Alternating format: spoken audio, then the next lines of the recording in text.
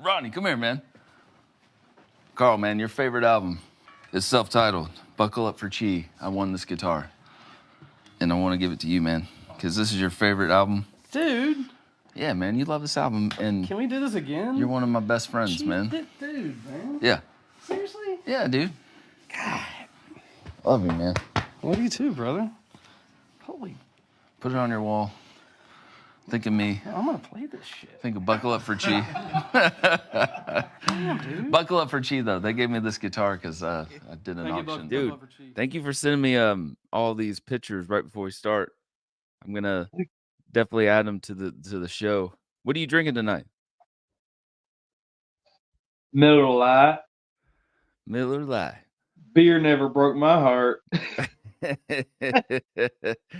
Yeah. Dude, I don't listen to much country. I listen to Zach Brown, but I do like that song.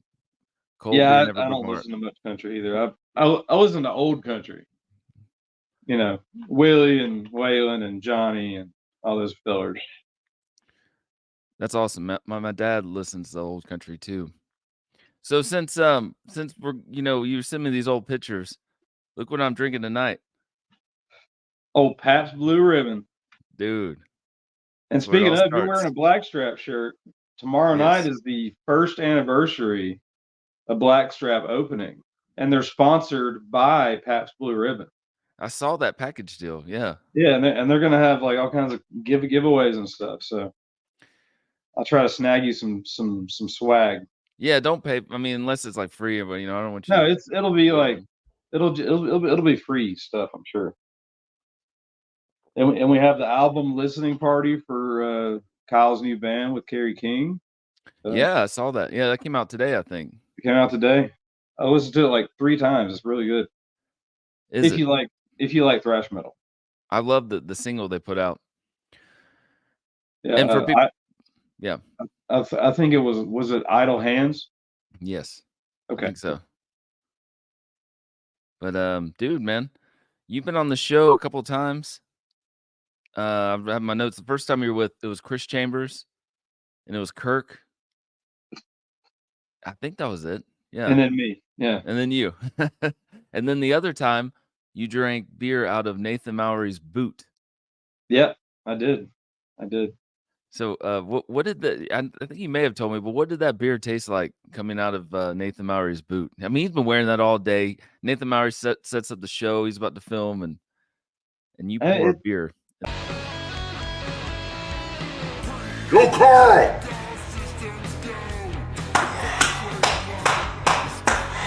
I mean, I poured it in pretty quick, and then I drank it pretty quick, so it didn't have time to simmer in his in his foot funk. So his foot funk. It really just it was just really cold, and I mean, I had a slight musty aftertaste, but I survived. But you drank it fast though, and I've told you this so many times, and I always laugh. I may try to insert this video clip of you cupping your hand with all the excess beer falling. Yes, I was cupping it right here, and you're like, "Yes, I did it," because it was spilling through down my beard, and I was trying to save your carpet, and then for some reason at the end I just said, your eyes when you did that, your eyes like had this just evil look, like It was pretty awesome. But anyway, how's your day? Today's Friday, so you had to work today, right? Yeah, I had to work over at Combat Iron Apparel, so we had a pretty busy day like normal. It's a pretty busy day. It was pretty hot in there with printing and everything, but other than that, it was a pretty good day. You guys print T-shirts, right? T-shirts. They do shorts and hoodies and all kinds of stuff. So summer's just around the corner. That's when you literally sweat your ball sack off while you're making T-shirts. I mean, usually I'm in the tagging room, which we have AC. Oh, yeah. But today we had someone that was out, so I was catching T-shirts in the dryer. It's like 500 degrees, so it's it gets pretty warm in there. Yeah. So when somebody's out, you got to fill in for them. Yep, that stinks. Yeah, I mean we all step up to the plate and do our thing. How's your wife doing, man? I know it's with some health Well, issues. she started back on chemo about a month ago because she had surgery last fall. They were hoping it would clear everything out. You know, it would put her in remission, and it kind of did for a while.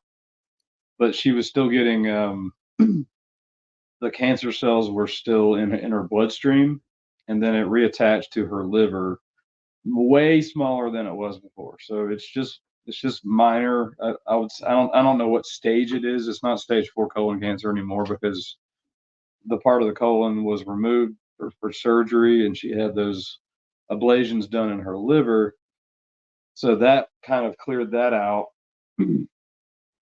So now it's just chemo to get all of that, you know, whatever's left in her liver that, was starting to grow back.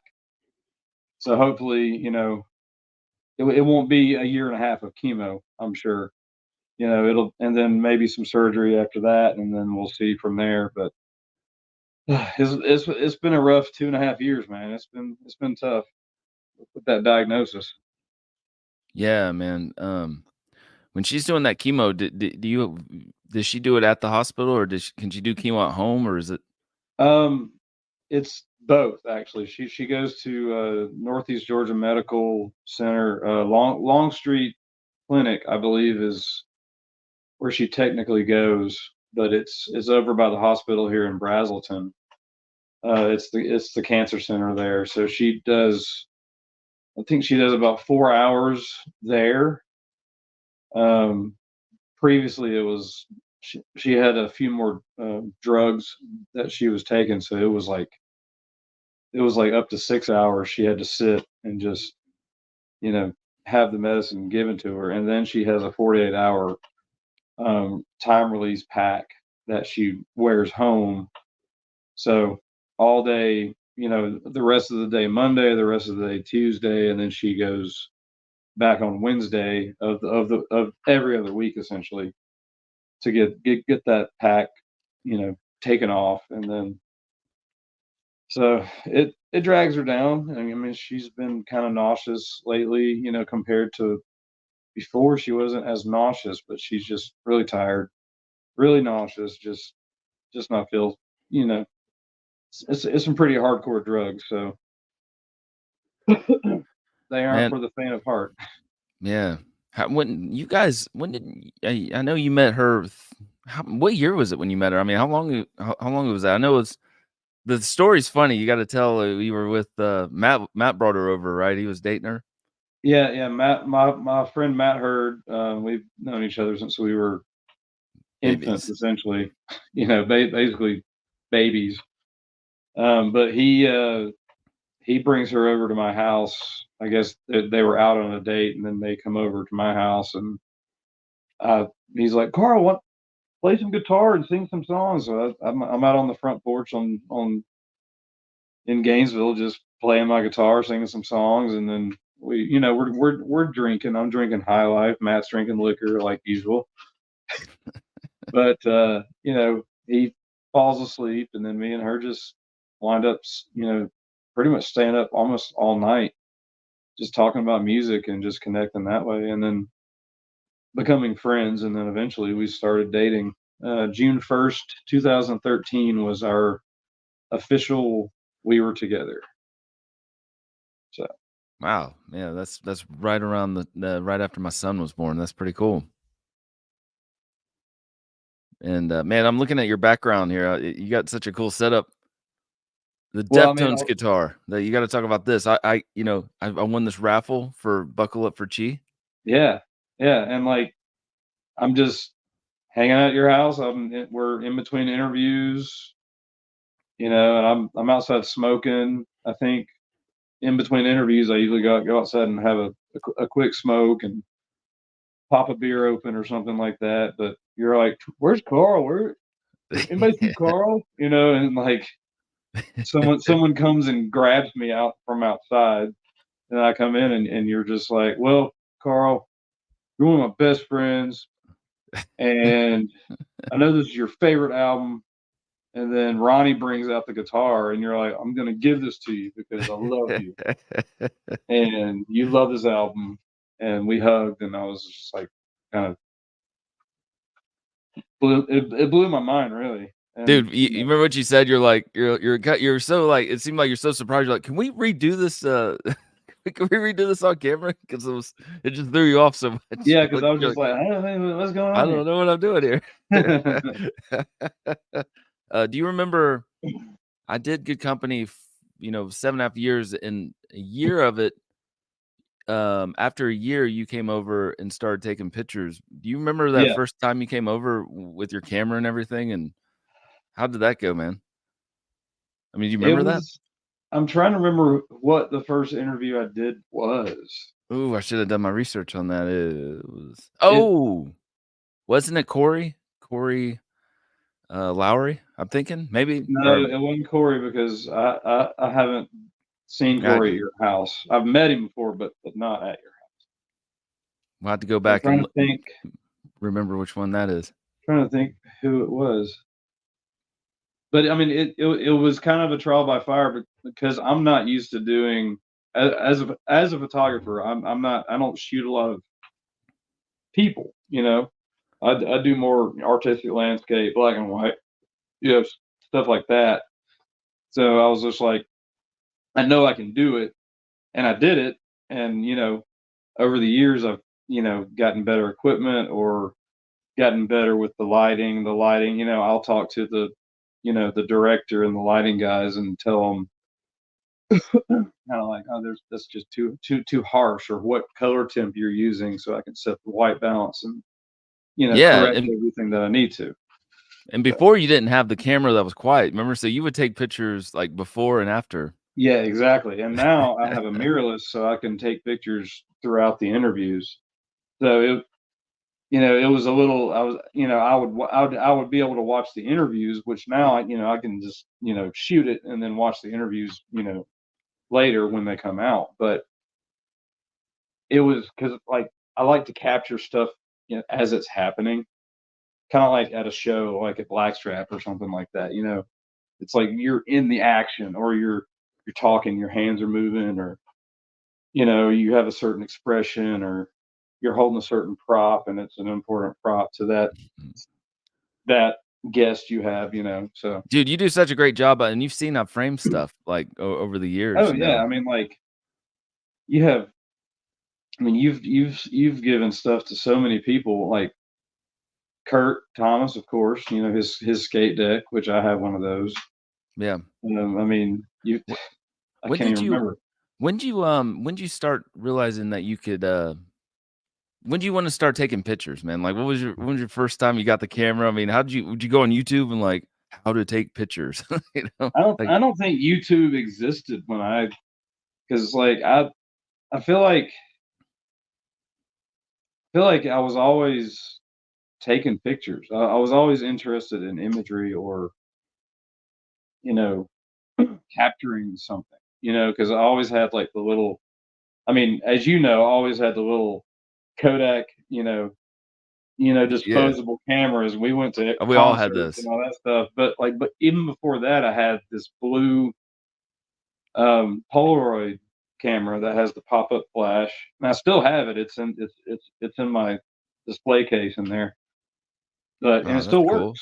Oh But yeah, that's awesome. I mean, it still works. It's like from like 1988, I think, or maybe 87, something like that. But it's like an electric blue Polaroid with a pop-up flash. But just Vintage. always, I don't know. And then I got really kind of into it, and then started getting more and more, better cameras each year, maybe for like a birthday present or something like that. And then finally got into using my dad's old SLR, which is just a manual camera with film in it, just playing around with that. And then finally, you know, got into college, obviously, at North Georgia. And then I got into the fine arts program, and my concentration was photography. So I learned a lot through that. Dark room printing, printing pictures and all that stuff. So Yeah, it man. kind of And you, besides doing good company, you do such a good service for. We're talking about Blackstrap. I mean, how many shows have you gone to that you take photos for free and just help local Atlanta musicians out? It's pretty amazing. I mean, it's just my way of giving back, and these kids are so incredible, and it's amazing what Kyle has done for this community, because we all had TED Tuck, we all had pro music, we all had that, but we didn't have a place to play. We didn't have I mean, we didn't have that style of learning, I don't think. And I love Ted Tuck. He taught me how to play guitar. Aaron Hughes taught me how to play drums. I kind of started on my own, and then I took lessons from him, and then back and forth,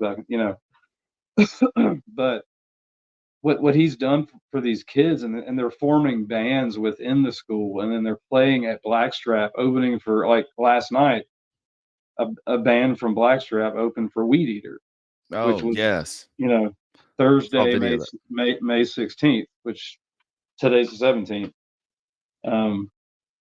which is kind of a sad day. It's Chris Cornell's final day on the planet. He passed away 2017 on the 18th, early morning 18th. So Yeah, he was somebody we always listened to. I mean, I know he was a huge yeah, influence on you. he's definitely my favorite singer of all time. Is he? He's your number one guy. Singer, yes. I know I love Deftones. I love Otis Redding. Like, Otis is like a close second, but Chris is he was just a powerhouse, man. He's just, his range and his style, and he could sing blues all the way to metal. Yeah, He I could do think it all. Audio Slave, they're amazing. I've never been a fan of that band name per se, but just that super group, I mean, Yeah, it's phenomenal, I think Rage Against the Machine with Chris Cornell, essentially. yeah. But then Chris, brought in his songwriting ability, because his solo work, his work, Temple of the Dog. That's an amazing Oh, record, amazing. incredible record, and that was 1991. That just shows Chris, had been writing music for so long, and then, like, Soundgarden started getting, you you could kind of tell where he started influencing the music in Soundgarden, and then his solo career and all that kind of stuff. He's just Do you incredible. do you remember when Matt Pinfield was over here and how passionate he was talking about Chris Cornell? Like, of all the bands, like, that was Yeah, the we were all sitting around the table, over there eating, and just hanging out, and he was telling all these stories, and he was just like, but Chris, he always said he was so kind and so gentle and so sincere and genuine. I had had the opportunity to just shake his hand and say thank you, because his music definitely impacted me, as well as other bands. But he always had that kind of, depression was always kind of on the back burner in a lot of his music, and I've always struggled with depression, and I know you've struggled with anxiety. So yeah. so Didn't you go see Cornell before he passed? Didn't he played a show in Atlanta pretty I soon? didn't go to that Soundgarden show. I did see him with Soundgarden at the Tabernacle, and then me and my wife went and saw. It was a co-headline, so it was Nine Inch Nails and Soundgarden, which was incredible, at Lakewood. And then What I year saw was that? That's that cool. was 20. I think it was like 2014, maybe 2015, something like that. It was the summer before we got married, so I think it was 2015. And then the most incredible show, though, was when he did his solo acoustic.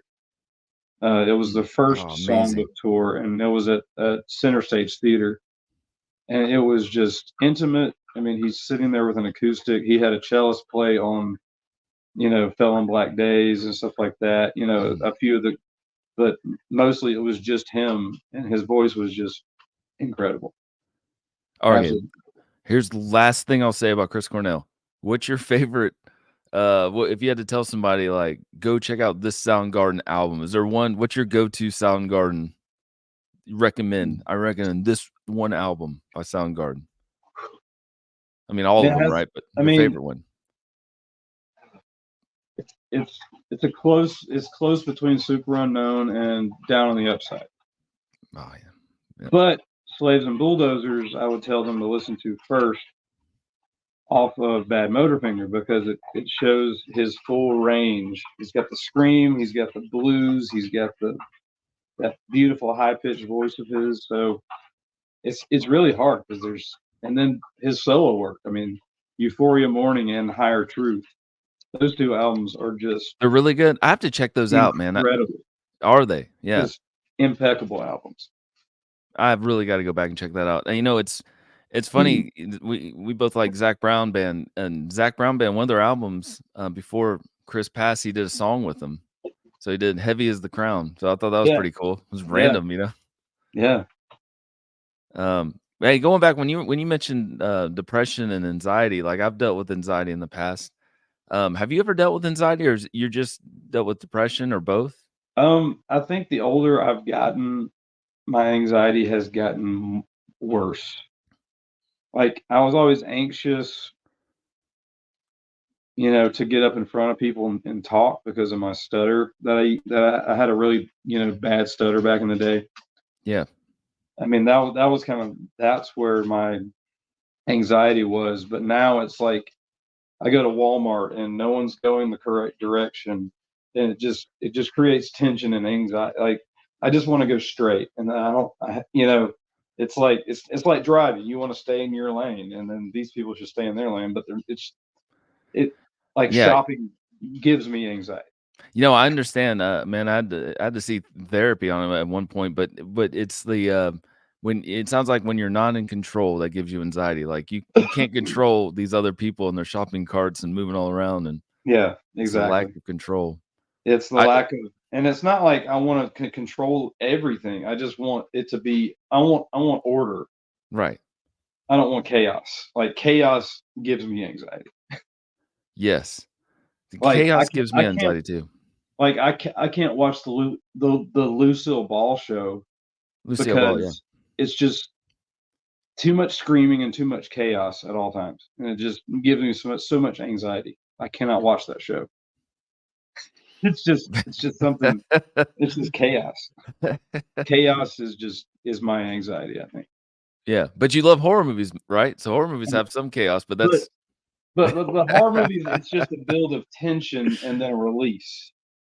yeah. But it's not always pure chaos. Like there are some that are very chaotic, and I generally don't steer towards those. But like he's gonna kill her. He's gonna kill her. He's gonna kill him. He's gonna do. Yeah. It's Yeah, I remember. So that reminds me when I was talking to you about. You were talking about the way you and your wife load the dishwasher. I mean, that's kind of anxiety because you're like, I'm not trying to start a fight or nothing, but it's like I do the dishes this way, and I want to load them that way. exactly. Like I want all the forks. Are you grab the fork from the top or you put the fork down? Which is the right way? Fork sticking up or sticking down? The forks, they have to be sticking up so that it gets all the soapy juices all over it, so it cleans it better. Okay, gotcha. If you go face down, it's in that cage and it's not going to get clean. Okay. So it's like forks sticking out, spoons sticking out, knives. It's a knife. I'm changing. Okay, I'm going to try your way because I've always like forks up or stabbing myself trying to grab them.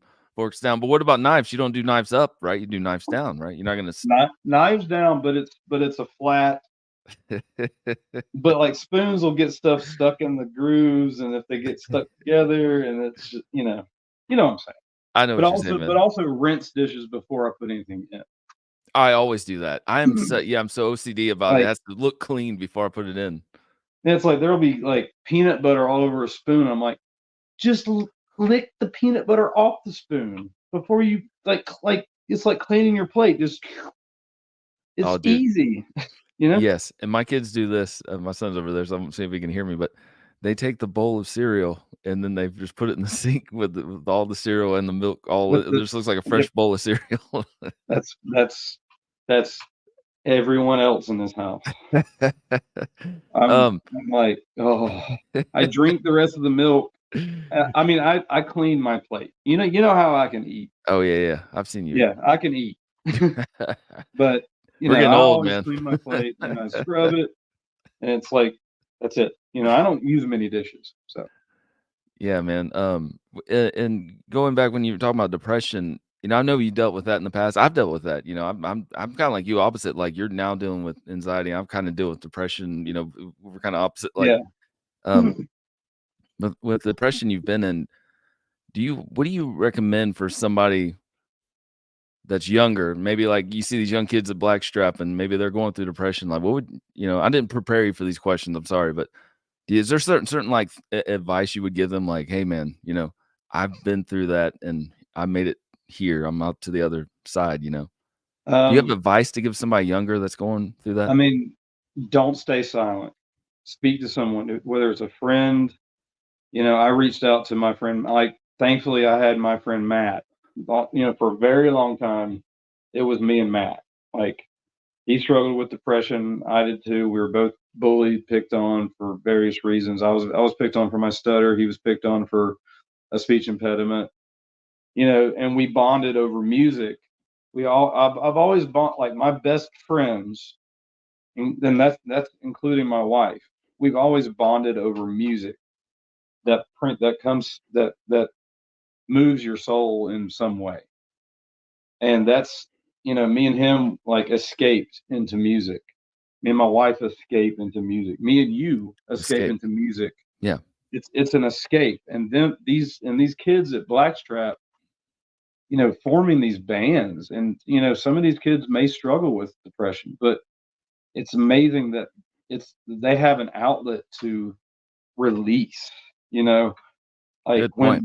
when like I was a kid, I never had an outlet, to release, because I was always taught, turn the other cheek, never fight. I was raised in the church. I was raised Baptist. And I'm not downing that. I'm not a fan of fighting. I'm not a fan of all this stuff. But defending yourself, you've got to defend yourself and stay strong. You have to, you know, because it's just going to bottle up, and I would just get super angry, just at you know at the drop of a hat, and just break something. I would like kick my door, punch a hole in the wall, or my mom had an old vacuum that was broken, and I just took it out on a tree and just like a baseball bat. This thing is heavy, just full of rage, and just smashed it. But I had no other outlet. And then when I got into like playing music, like drums, Mm. Play drums. that was like, or guitar, even like playing or listening to heavy metal. I mean, heavier music is where I find my calm. It really is. Like, I can listen to a Pantera record and just be like zen, Yeah. you know? I love it. I'm the same way. Yeah. So definitely what you're saying is definitely tell people. Yeah. And that makes total sense. Don't keep it all to yourself or you go crazy. I mean, most kids will have at least one friend that they are hopefully have someone they can fight in. Like me, I always had Matt. Maybe they have a friend at school that's like them, or they have a friend that, Or maybe they can reach out to you. or me. I mean, I'm Yeah. I'm an open book. I will, like I shoot photographs. I will help you through anything that I possibly can. I'm an open book. I wear my heart on my sleeve. So I've always been like that. Good or bad. So When you're growing up with your mom and dad and sister, what was like a typical like back in the day? What was the typical like weekend like? Did your parents like listen to tunes, like listen to music, and you guys did you like growing for me? I had to do yard work and stuff. I mean, did you guys go on vacations a lot? What was it like in I your mean, household? every summer we would definitely go to Myrtle Beach. We always stayed in the same hotel, Emerald Shores. I mean, it was like my mom and dad stayed there on their honeymoon, or like or something like that, and that was in the 70s, and they stayed there ever since. We same hotel for like, Oh, yeah. I mean, I get that. That's cool. and Yeah, just the same. I do the same. it Yeah. was it was a mom and pop hotel. It wasn't this high rise, but it had a kitchenette in it. You know, you had a small kitchen. You had, it was ocean front. It was just, I remember the smell of the place. It's ingrained in into my memory. You know, and unfortunately, it's now a parking lot because they needed parking. Unfortunately, Yeah. but you know, summers would, you know, I would, you know, I had some neighbor friends, and you knew, you know, Jay Daniel and Jay John Daniels Daniel. across. Yep. Yep. You know, we would spend our summers riding bikes. We would ride down to Sherwood Plaza, watch a movie at the Dollar Theater, go to Rose's, get candy. I mean, our parents probably had no idea we were going all the way down there, but we would do that. You know, we'd go in the woods and make fires and pretend play army, and or we would just sit and watch Goonies and then pretend we're in the Goonies and ride our bikes around, you know, stuff I like love that. our childhood, by the way. I love this because it's before phones. It's just like when people were addicted to tablets, they were going Yeah, outside and playing. I love it. yeah. And like, you know, we would play Nintendo for like an hour and be like, "Oh, this is frustrating," and we'd go back outside because it was just like, I've never been into video games. I'm not a That's not my Yeah. thing. And my wife, I guess, kind of escaped into video games because she didn't have many friends. She loves Zelda, stuff like that, which Yeah. I find it very boring because it's just a saga. I'm not a, you know, it Dude, just I love Nintendo though, man. Like I love the Mario Brothers, Contra, Mike Tyson's Punch Out. Excite Bike Sight Bike was like my favorite, dude. and Duck Hunt were my two Duck Hunt favorites. rule. You can't use Duck Hunt on TVs nowadays. Like you can use it on an old school TV, but it Yeah, doesn't work on flat screens. I found that out it's after buying it's 3 guns. it's terrible. um, you know, your dad. I remember seeing your dad cutting grass one day when I went over there. I probably told you that before. When you were in high school, you were graduating, right? When your dad got in that accident, is that right? It was I was a junior, so it was '98. Junior. Oh, okay. Yeah, yeah. So Gosh, I you was were like, a sophomore. yeah, yeah. Can you talk about that? Like, I mean, your dad. Can you just talk about your I dad? mean, him mowing the grass was always kind of a sight because he always had his like Georgia Bulldogs, this gray Georgia Bulldogs ringer on with a big old bulldog on it. Shit, these short shorts with his white legs and these old Adidas that he would wear, and this like Chattanooga Choo Choo hat for some reason. I don't know, but he always wore that stuff and mowed the lawn. But yeah, I mean, he was an attorney and a judge. He was a traffic judge, filling in. You know, he did, I think, traffic court for Oakwood, and then he would fill in for Hammond Law when he couldn't, you know, be there. And then of course he was an attorney for DFACs and stuff like that. So Did he work? He worked um, a lot though, right? Was he during? I mean, long hours. You mean? he worked long hours. He was a Mason as well, so he would be Oh, out at the, you know, Masonic Hall every other Tuesday, I think it was.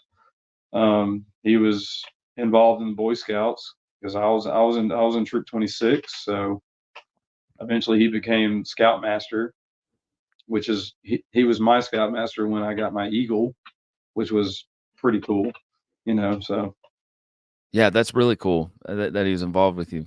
I mean, like I having my still had dad time. pin my Eagle on me was very special because it's like, and we got a lot of time to bond together too. So, you know, driving around in his old Chevette. I don't, you know, he loved that little car. I don't know why, but he did. You know, listening to Fox 97, listening to oldies, just good old music, and just the smell of that car, just really good memories back from back then, you know. And then yeah, '98. It was June 4th. We were in exams. It was the first day of our 2 days of exams. Because at that time we had gone to the block system, so we had 4 classes per semester. So it was I was in the I guess I was in the second exam. I think it was my history exam. Yeah, it was my history exam, which I don't think I did incredibly well, but like a B. But yeah, it was June 4th, and then I had this. It was just a weird feeling, and I look up out the window because I was by the window, and the sky was just like it was sunny here in Gainesville, but it was just the sky was black. Like those early summer storms that just Oh pop yeah. up. Mm-hmm. It was just black, and you see a storm from a distance, it just looks like the sky is black. I just felt uneasy. I looked up. It was like 1:30 or so, and then I kept going. And then later that night, I was at Matt's house because I just needed to chill out for a while. And then I get a call on my Nokia brick from my sister to come home. She didn't tell me what was going on, and then It just my said come home, so you just drop everything and just kind of. I mean, what were you thinking going home? Are you like, am I in trouble? Did I? I was like, yeah, I'm not sure what's going on because she sounded upset, but I didn't know what was going on. And then my car stalls because I had a fuse out on my gas gauge, so I was out of gas. So I have to walk back to Matt's house, and then they drive me to my house. And then my sister Jeez, comes man. out and then breaks, because she was home alone when the state patrol showed up and asked, "Is your father Charles Smith?" He was killed in the car wreck. I can't imagine being her by herself, all Yeah. alone.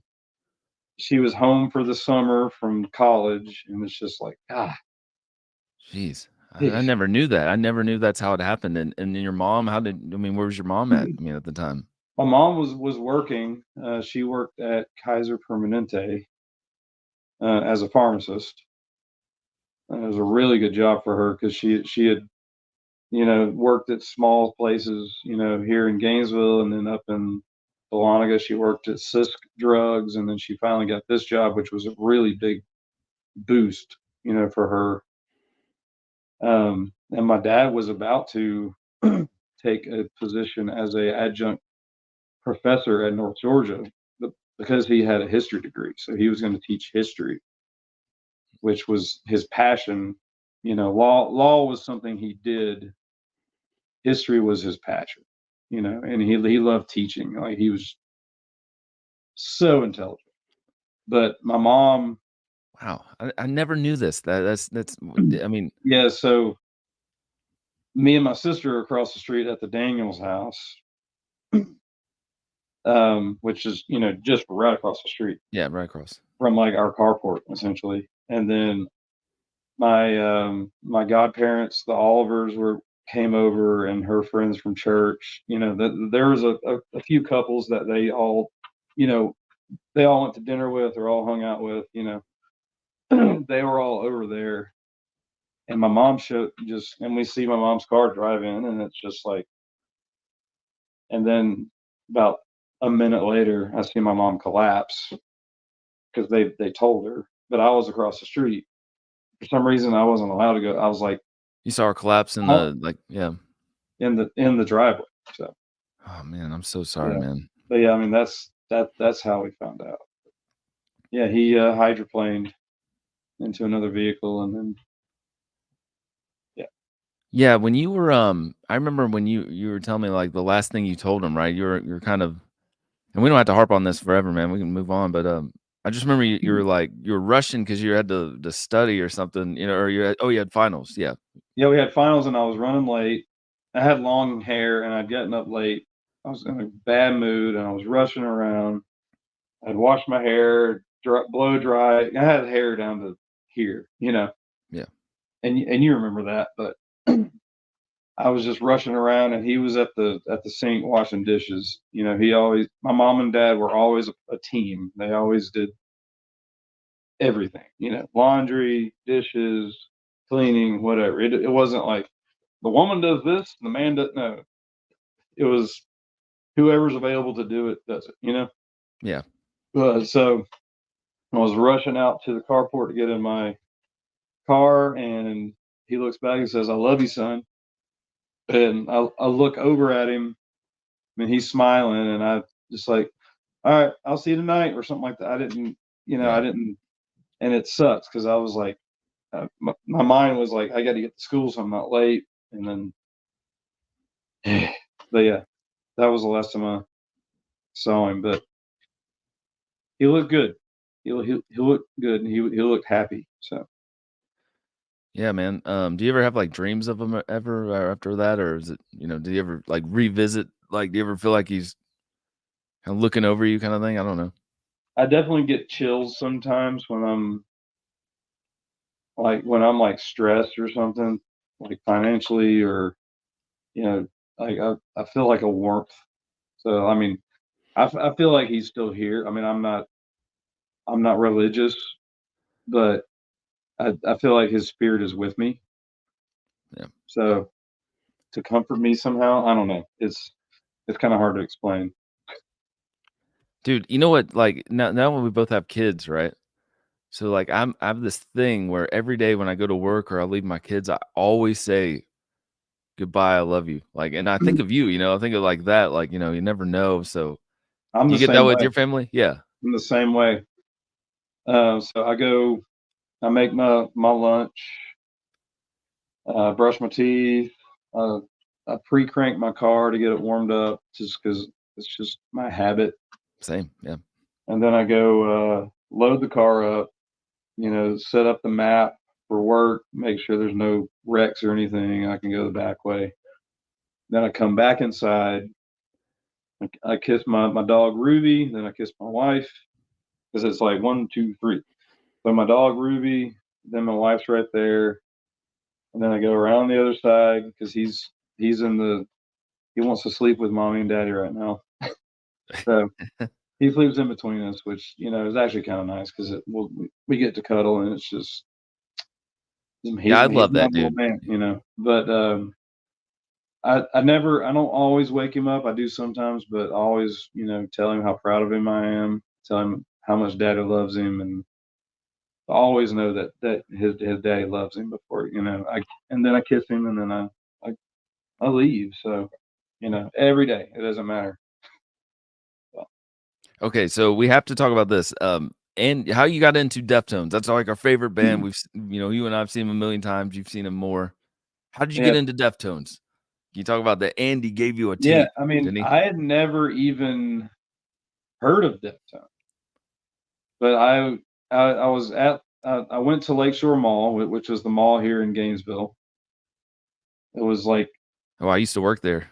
I mean, it was, and we had a shop called Sound Shop. So I'm like at the mall, and I see Andy, and he's like, "Carl, you Andy gotta come Everhart. with me."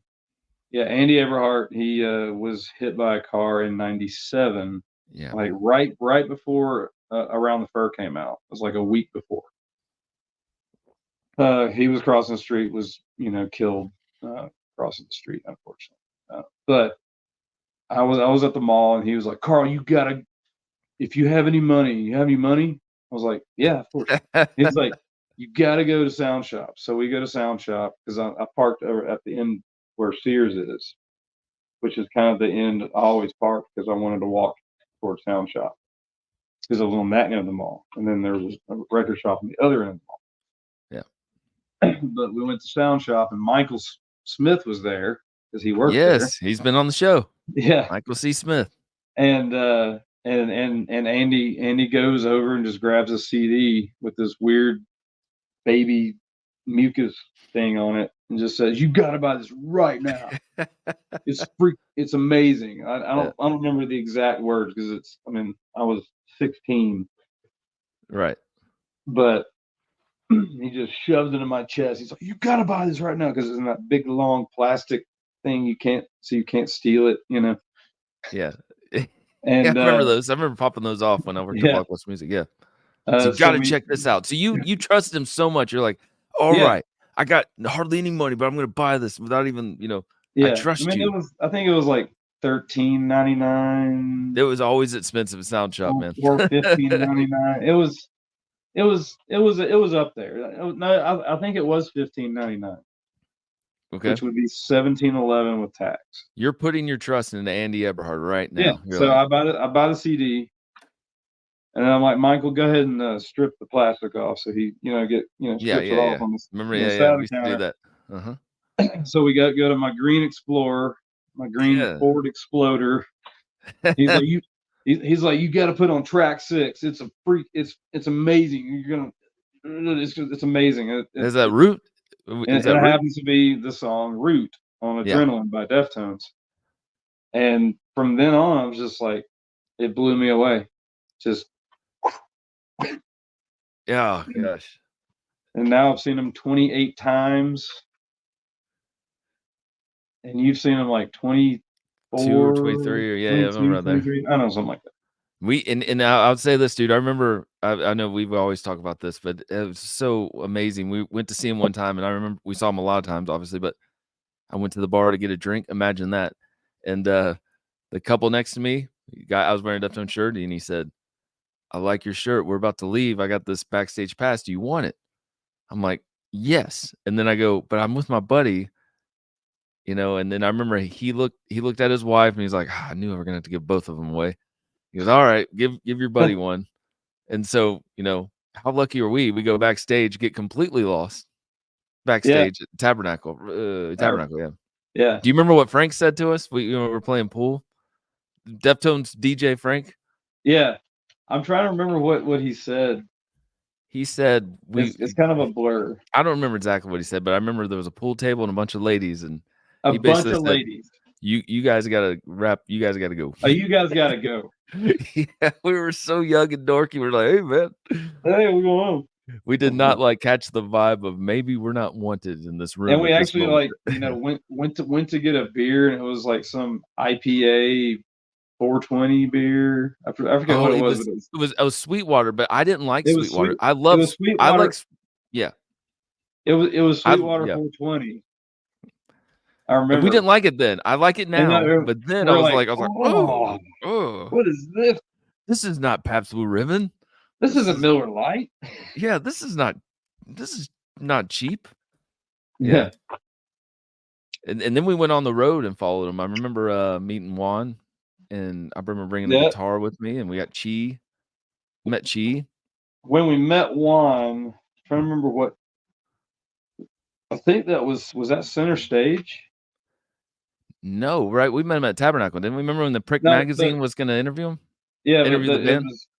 It was Tabernacle, but you also got Steph to sign it at another venue. Yeah, because we went on the road, but we did see him at center stage for Team Sleep. I think that's what it was, right? Or was it Team Sleep was at the Roxy. That's the Roxy. Okay, I'm sorry. That's the Jumping Roxy. ahead. And we saw Deftones at center stage though. Yes. But we traveled though, man. We went to remember a road trip in South Carolina, Myrtle Beach, right? Yeah. North Carolina. Yep. And that was the back to school tour. So we saw the Atlanta date, Myrtle Beach, and then North Carolina. I remember. Blues. Oh yeah. I'm flooded with memories, by the way. But I remember back then it was like we only had a certain amount of money each, and we would just like look at this is before we spent it all on alcohol. We would just look at T-shirts, like which one are you gonna get? I mean, it was such which ones are gonna be the rare ones? Rare. We had that from day one with them. Yeah. And then we wait outside for them to meet them everywhere we went. Yeah, I mean the very first show I went to was, I guess it was early '97 or something, or late, or I'm not sure exactly what date, but the only shirts they had, and it was the around the fur era. Yeah. But the only shirts they had at the time, I think it was before Around the Fur came out, but they had the Metallica logo Deftones shirt, and they had the Dickies Deftones shirt, and at the Atlanta show they only had pink and green in the shirt. So I wish I had bought the pink one, because that would have been like the most rare color. But It's But like I the ain't two wearing. most non-metal colors, you know. It's like Yeah, not it's like black, but green. yeah, like I'm not wearing no pink shirt, you know. I ain't But queer or nothing. No, I'm just I ain't kidding. wearing. But My parents wouldn't let me go to that show, so or my mom. My mom was so strict. But yeah, I was totally jealous you went to that one, dude. it was because it was at the old Cotton Club on Peachtree, so it Oh was yeah, yeah. tiny place, really tiny. And you saw him at the Point I saw him in on the Point November. in '96. Yeah, and then video surfaced on YouTube from that show. Orange 9 Mhm. millimeter open. I went with Chad Voorhees. Yeah. So we have to add this to the we got to talk about this. The you hanging out with you going to Dime's gravesite, meeting Vinny. Can you tell that story and we can wrap it up soon, man? But you gotta that's a Oh gold. You yeah, remember? so uh I always wanted to do this because my dad did it. So after he graduated college, he went on a road trip all by himself. And Oh yeah, just drove just wherever he wanted to go. He just went on a road trip in the eastern United States, whatever. I I'm love not this. sure exactly Yeah. where he went, but I was like, I'm gonna do that. I'm gonna do that. Sure. So when I graduated college, I had taken a couple of years off, 2 or 3 years off, just worked, then got serious about college and finished in '06. I was a little behind everyone, but I was like, you know what? I needed to just chill for a bit. So '06 happens, I graduate, and then my buddy Jeff, I was gonna do it alone, and then Jeff's like, man, that would be fun. So it's me and my friend Jeff Thibodeau. So we go on this trip. We start out here in Georgia. We go all the way up to, and we're gone for like 30 days, like 3.5 weeks or 4 weeks, something like that. But we start here, go all the way up through D.C., New York City, Boston, cut down through Ohio, West Virginia.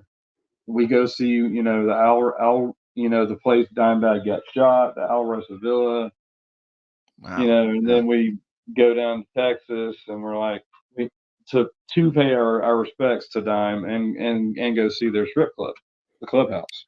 Yeah, you got to. I So mean, yeah.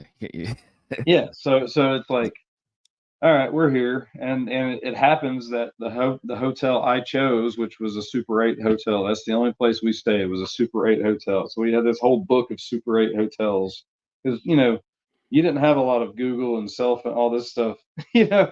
So you had this book. It's like, all right, this is where we're going. I love it. So Yeah. so we found that Super 8, and it was like I think it was like a mile from Dime's grave, Mm. and then it was like it wasn't very far to the club either. So so we get there, and we're like, as soon as we check in, we're just like, all right, we're gonna chill for a bit. Then we go buy some beer, and then we just go out to Dime's grave. At that time, he had been gone a year and a half. That was summer '06.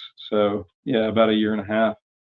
So we just go out there and we find his grave, and I mean it's easy to find. It says Abbott, and then you see Dime's, place marker.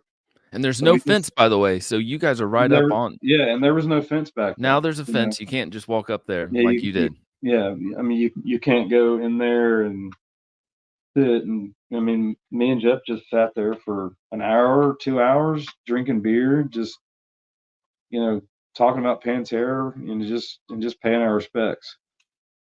Um, and then we go back to the hotel to, I guess, clean up and get showers and everything, and then we're like, all right, we're going to go to the clubhouse. So we go to the clubhouse, and we pay to get in, and like in the main lobby, there's this white motorcycle that's like signed by everyone who's been through there, like musicians, what porn stars, whatever kind of, Mm. whoever has been through there, rock stars, anything. with all these pictures with Diamond Vinny, with all these people It's lining the amazing. walls, and like a couple gold records, and then you get into the actual club after that, and there's like Dimebag's guitars are on the wall. You've got platinum and gold records all over the place. I mean, and there's heavy metal playing. It's like, this is awesome. Yeah. So we go to the bar, like yeah, a bucket of beer, just to have a bucket. And they're like, we don't serve alcohol here. We're like, what? Yeah. Of all places, Of all places, they don't serve alcohol. They're like, it's BYOB, the greatest idea of all time. Bring your own beer to a strip club so you can give the dancers more money, basically. Yeah. So you just buy ice, you buy your mixers for your liquor or whatever, and that's it. So we go That's back pretty out. They're genius. like, you already have your wristbands or your stamp. You just go to there's a store like a block away, go buy your beer and come back. So because we're from out of state, we have no idea. So so we go get beer and we get in there and we just hanging out, and there's this table way up front, and it's completely empty. There's no one sitting at it. It's a big round table. And it's like, that must be like a VIP table or something. And we stay for 2 hours, and we're just like, this is really freaking cool, because we walk around and check out all the platinum records and the guitars, and Of course. get dances and get our heads boxed by this big old booby dancer. I mean, she would put your head in between them and just boom, boom, boom, boom, boom, boom, boom, boom. So it's pretty cool. Yeah. But And then didn't Vinny Paul come over and do a shot with you or something? no, but that was the first time. So we were like, all Oh, right. my bad. We were like, all right. It was getting late because we had been on the road all day, and we had gone to see Dime's grave and all that stuff, and we were tired. So we're gonna call it a night. But we're coming back tomorrow night. So we basically sleep most of the day. We're just exhausted from driving. We've been driving for a month. All over the place. Yeah. So we're just chilling, and and then we go back and we walk in, and there's this music playing that we had never heard, and it's the first Hell Yeah album. Come to find out, it's the first Hell Yeah album that hasn't even been released yet. Oh, so you're hearing it And before everybody. That's yeah, cool. and then like straight up in the corner, that table that I saw that was empty is completely full, and there's Vinnie Paul with. I don't think Chad Gray was there, the singer, but the rest of the band was up there just at a table, just drinking. And Thank God you went back the next day. Like, yeah, what if you just went that one day? You're like, oh, we got our fill, let's go. But you went the next day and the band's there. we were like, we got to try one more time. The new album. Yeah. Yeah. So we're just chilling there. I'm just like, man, that's freaking Vinnie Paul right there, man. That's Vinnie. and that's the guitar player from Mudvayne. That's Yeah. and I didn't know the other Bob, two. yeah, Zilla, I can't remember the bass player. Yeah. I didn't know the other two guys that were from Nothing Face at the time. I didn't know what they looked like. Oh yeah. So I just knew that's Vinny, and that's the guitar player from Mudvayne. So we're just sitting there, and then Vinny gets up and starts walking kind of towards our way, and I'm just like, me, I can talk to anybody. Yeah. I get up and I'm like, hey, what's up, Vinny? Fucking love you, dude. And I've got this goatee that I had started growing when Dime died. I've been growing it for like 2 years or a year and a half or so, and it's just the goatee. It goes all the way down. And it was longer than my beard is now. It went down to like right here.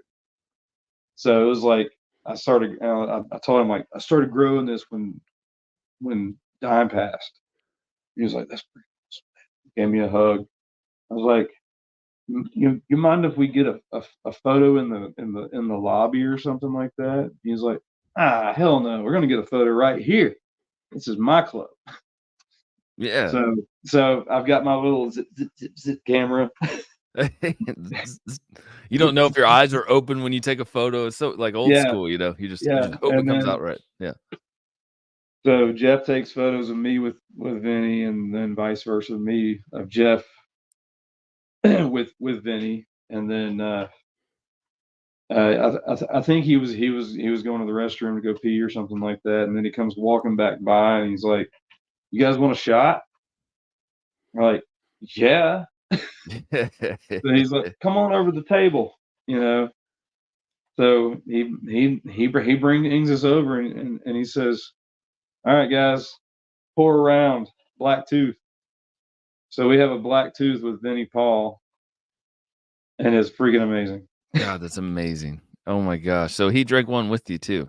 Oh yeah, the whole table, everybody was just like, it was amazing.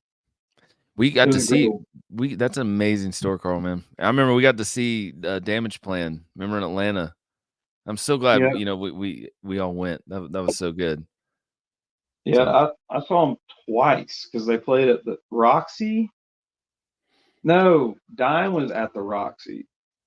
What was I that was show there that? that night. I was there. Yeah, We saw him on the side of the stage. yeah. We saw Was him on it the side of the Soulfly? I stage. always think it's Soulfly that we saw him at, Yeah, but I think I it could have been was wrong. Soulfly because a band from Gainesville was playing. Remember? Yeah. And they had they had this table that was just like this table you would see at like a family reunion or something with the keyboard was on it. I was like, dang. But yeah, he was there. But I saw him twice.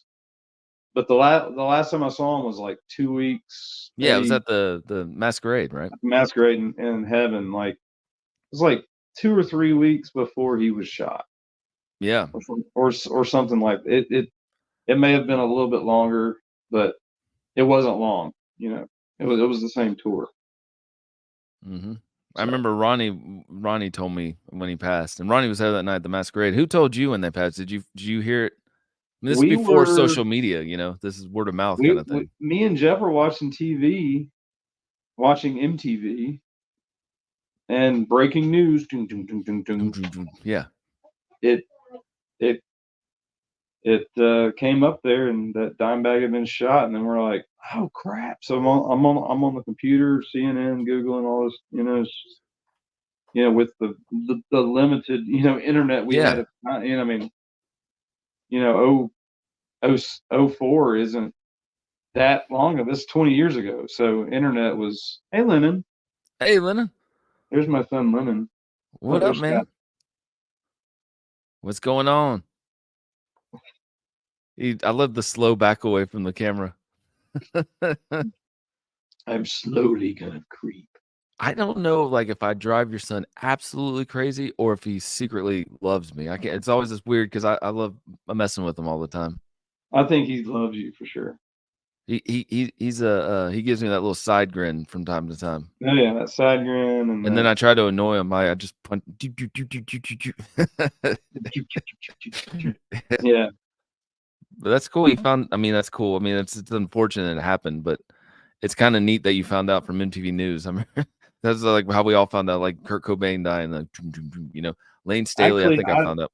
I was Yeah. listening to 99X on the way to school when I found out about Kurt. Wow, that's yeah. I remember I was at baseball practice, I think, but 99X. So that was the Atlanta station we listened to. 96 Rock and 99X. So there was two big ones. Yeah, that's the only station. Well, man, we met. I remember, when we first met. My first memory of you, man, is was at a football game. Like we weren't even really into football. It was at Gainesville. It was our high school football game, and I remember you. It was probably the Green Explorer, maybe. But I remember you Yeah, could drive, and you were a little older than me, and I was like, "Oh, it's so cool! You got a car, man!" And you're like, "I'll take you home." I'm like, "No way!" And it was, I mean, that's like you were. I looked up to you, and I was like, "You're like my first friend that actually had a car." And I yeah. don't know, man. That's my first memories. I don't know if you remember me before then. I mean, I know we met officially at school at the Red Shed because you had like either I had a corn shirt on or you did, or We vice both versa. did. I'm not sure what, but we're both wearing a band shirt that we liked each other's shirt. And Yeah. you were wearing Jinkos and I was wearing Jinkos. And you came and sat in my lap, and I was like, "Hey, what's going on, big guy?" You know. And then then we all hacky sacked, We all hacky sacked. That was a big thing, man. Hacky sack, music, and then everyone hit smoke. A lot of people smoked and they would hide it. Like that was Oh big. I yeah. don't remember that. Like it was always like some weird tree over here or Yeah, somewhere there's over a tree there. up behind the school. All the upperclassmen went and smoked. I used to go hang out with them. Yeah, man. We've known each other for so long and seen so many shows together. And man, you mean a lot because I just remember you were always driving. So it was always we'd go to shows together. You would drive, would pack a cooler and go park it at noon to Yeah, go see Deftones and wait. Let's wait 8 hours before we can get in. and Or then we something would, crazy.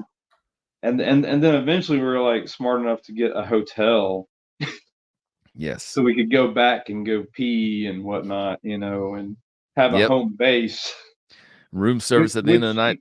Yeah. Yeah, because like at the Tabernacle, there was one right across the street and a Waffle House right there, so it was like perfect. Dude, we man, do you remember when Deftones played and we were in the balcony and we were like right before they went on, me and you started just yelling Deftones, and then everybody kind Yeah, of laughed. Like it was like we were kind of leading it, like people were staring at yeah, us. And we were just like back yeah. and forth. I remember that because we were like just up on the balcony, just Yeah. screaming. Great seats up there. Didn't Chino come up between us at one point or near us? Like he did, came around the like, balcony. right Yeah. next to us. And I remember the end of the night. I remember room service. We ordered food. We're dying of hunger. Like we're drunk, hungover. Not hungover. Just food is everything. And then I remember, was it you or me that spelt their entire Coke in their burger? No, It it was was like me. you're like I'm just gonna eat it anyway. And I ate the whole freaking thing. Yeah, because I had it like in You my knocked it lap, all. You dunked it right in and your it just food. went. You're like No! screw it. Ah. I mean, I was gonna drink the Coke anyway, so why not just eat it with the burger? So Yeah, and then one time we had a hotel, and then like a bunch of random dudes spent the night with us. We didn't get no chicks. Remember, it was like I was like, hey, my wristband that I bought's missing. Somebody stole it. yeah, I I'll never remember that. Yeah, just funny. And you found it like 20 years later. I found it 20 years later in the pocket of the bag. I'm like, nobody stole it. We used to be roommates, man. So the first time I ever moved out, of my parents' house was with you. I was thinking about that the other day. I was thinking, do you remember my parents took us out to eat at Texas Roadhouse? Yeah, Right when we yeah. first Oh, moved out, then they're like, all right, I guess this is it. We'll have fun. yeah. Come Have visit. fun. See Come y'all. visit everyone. So yeah. And your mom always, came by from time to time, bringing you groceries and stuff. She did. She brought me beer. And beer. Yeah, and beer. Yeah. This was back in the days when I would buy new socks just because I didn't have clean socks to wear. And we had roommates, and we had LJ and Sam, Todd. Yeah, Todd. 2 roommates passed away. That's how crazy it was. That was the house. Well, cool, man. I appreciate you being on the show, man. This is cool. We got to do more. This is, I like this. Has this been good? Yeah, man. Yeah, this is really good, man. I really appreciate it, man. Thank you, Carl. And thank you, Lennon. And there's Ruby. Ruby, what's up, big boy? Look at that. Let's get it in, man. All right, brother. Love you, man. Love you too, brother.